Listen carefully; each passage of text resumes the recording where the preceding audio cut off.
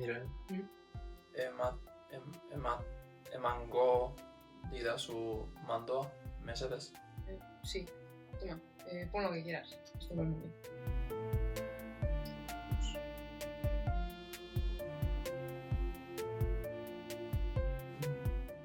Miren, nahi duzu gero berriak ikusi nirekin. Buah, pues no sé. ¿Cuándo son? Guardia, ordu batan. Se dice ordu batetan. Sí, podemos ver las noticias juntos.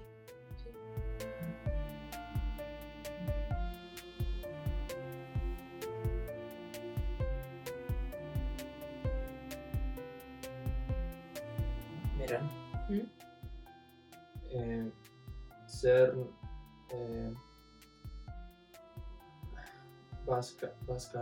bazkaltzeko zer nahi duzu? Pasta edo olaskoa?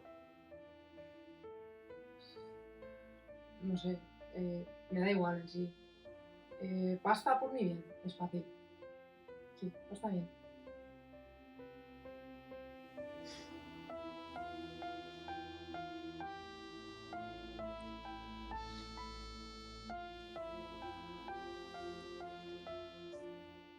Bueno, yo me voy, pero en una hora así estoy de vuelta, ¿vale? Y comemos juntos. Nora zoaz.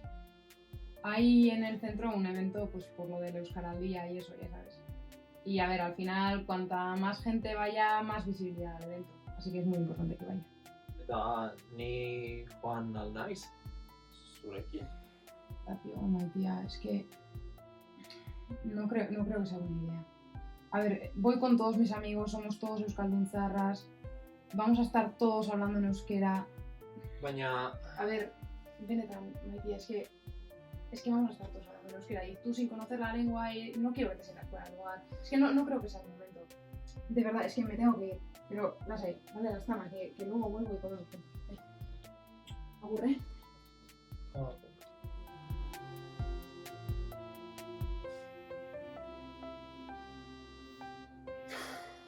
Hasta aquí irten.